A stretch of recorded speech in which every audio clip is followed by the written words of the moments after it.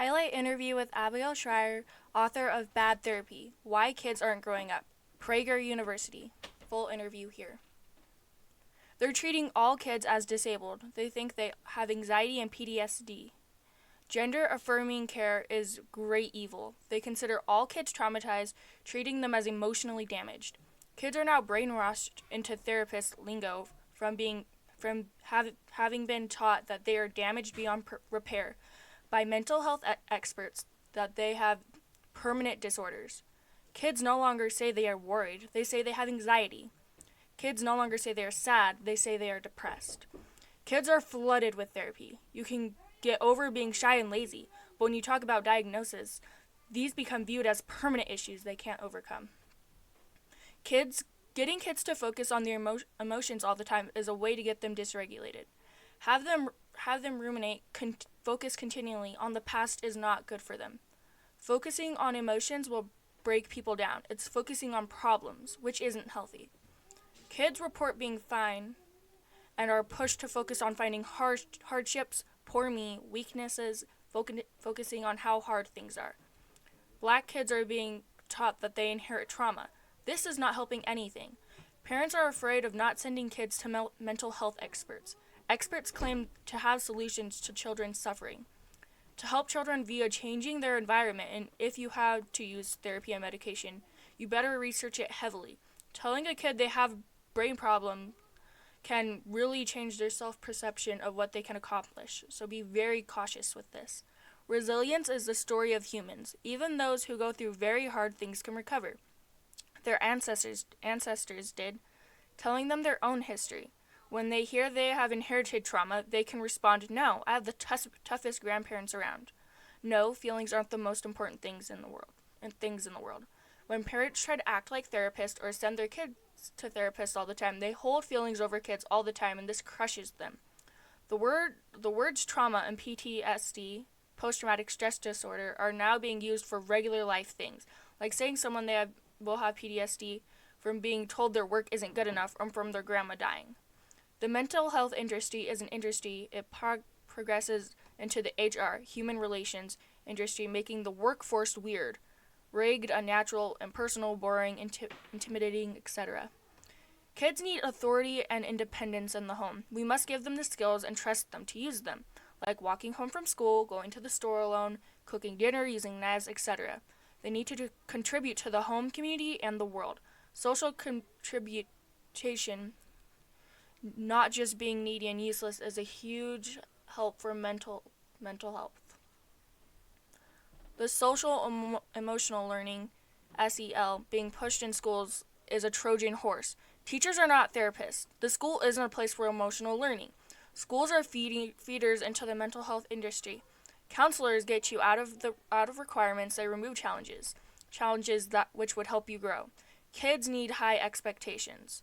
Suicide is being brought up all the time. Kids with stomach aches are being asked if they are suicidal. When constantly asked about suicide, kids can say they are suicidal when they're not. It becomes something they think you want to hear. And who can blame them when we ask them all the time? Parents. Parents are asked to leave the room while mental health surveys are being performed on children, where suicide is routinely brought up. When parents question these mental health surveys, they are bullied, gaslighted, and told it's for the mental health of the child. The first thing the government thinks to do with a child with suicidal thoughts is remove them from their parents. Mental health people push kids towards gender confusion.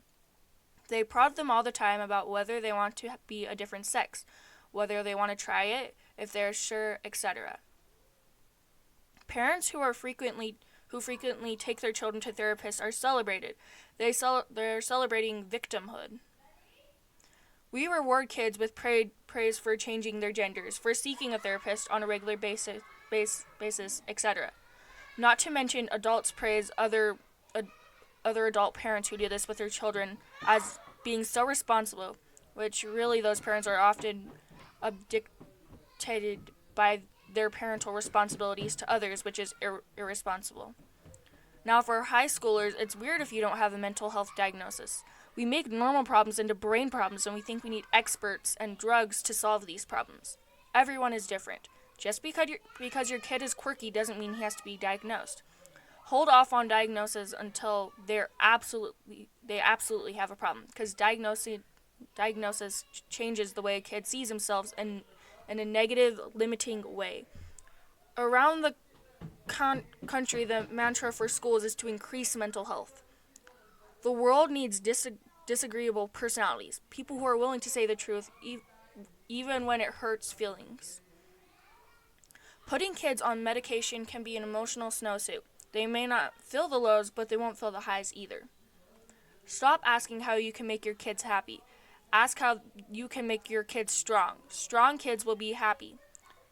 SEL, social emotional learning, often means pure Marxism in the classroom. It's about getting kids to dwell on their pain.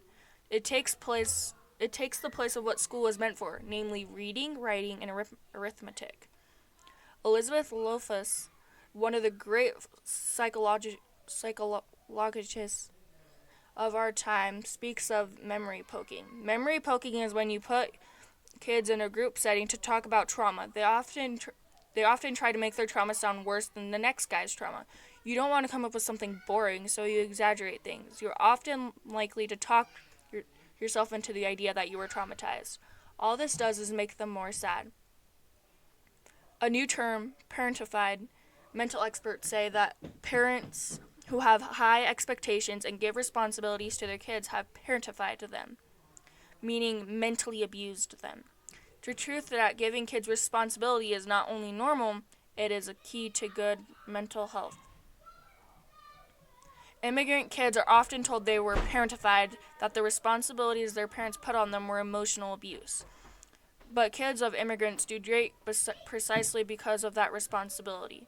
When kids aren't allowed to be kids for the rest of their lives, it's now called abuse. The reality that social contribution is extremely good for mental health. Latino moms don't put a therapist in charge, they have a community and expectation. This is why Latino kids do better than others. Give kids people who love them over a lifetime, like extended family members. This connects them to a broader world. Teach them that they must contribute to it. Give kids a sense of efficiency by giving them chores, giving them tasks that they can do. Yes, you can walk home. I can trust you to look both ways. Go ahead, etc. When something mean to your kid and they complain to you, tell them they'll be fine and go play.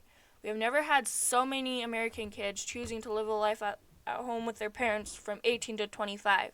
They aren't growing up. We are convinced that every bit of heartache is trauma. No, a grandmother dying is not trauma. You'll get over it and be fine. We are applying the term trauma to a population that didn't go through anything particularly scary. No, it's popular in education, and of course most education is now socialist Marxist, to suggest that special ed learning styles are really needed not just for special ed kids, but for all kids, to say nothing of the questionable methods of special ed itself.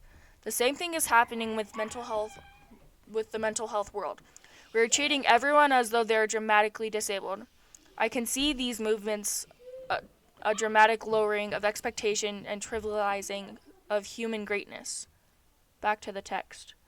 When you want advice on parenting, get advice from someone who has successfully raised good children. Many parenting books are by people who have never had kids. Put away the parenting books. Use your parental instincts, which you have out of love for your children. Note, I have seen a trend that among therapists and social workers, they often have never had kids, or are people whose marriages have fallen apart and whose parenting has been catastrophic. We will do well to take caution from who we take parenting advice from. Back to the text. Parents talk to children now like they're therapists. They make the parent-child relationships and interactions weird. They say things like big feelings and I can see how that makes you feel, etc. The parent-child relationship was never supposed to be a professional relationship. Parenting is not an assembly line or a test we have to ace. We need to place more emphasis on instincts and autonomy. In this way, parenting can be fun as in times of old. Passing on values to your kids is essential. We aren't doing this. We aren't following what we know works. Teaching kids to do something and don't monitor them. We stress kids out by monitoring them. We must trust them to exercise their judgment. Our reluctance to give punishments as needed has led us to helicopter parenting and try to make sure no wrong choices are made. Note, this is a brilliant point. Not only is punishing important without it, serious dementia occurs. Full parental love must include tough love. It is tough love that enables them to be at peace, strong, and mature. It is what brings a feeling of consistency and safety, as this author points out. Back to the text. Teachers and the establishment in general see parents as non-essential service providers. They think that they get to make all the decisions about whether your parenting is good. Many books are coming out about teaching SEL through the lens of equity. No, when you hear equity, think Marxism. It's about social redistribution, centralized planning, welfare state, essentially the government taking over because they see us peasants are incompetent to solve social problems. Back to the text. The message of equity and SEL is that the system is not set up to hurt you. Victimhood. The message of equity and SEL is that the system is set up to hurt you. Victimhood. Transformed SEL is the explicit Marxist SEL. Many parents are aware that critical race theory is Marxist, but parents are less aware that the whole mental health world is Marxist too. Now that people are catching on to the dangers of the term equity, politically correct goons have moved on to take over the whole mental health industry. Mental health regulation material is doing great harm. Wellness, emotional regulation, coping techniques. The kids who go through these problems are sadder, and more anxious, and more alienated from their parents. Several studies have demonstrated this.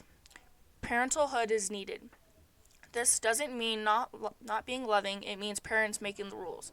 There are consequences, and it's okay to say no.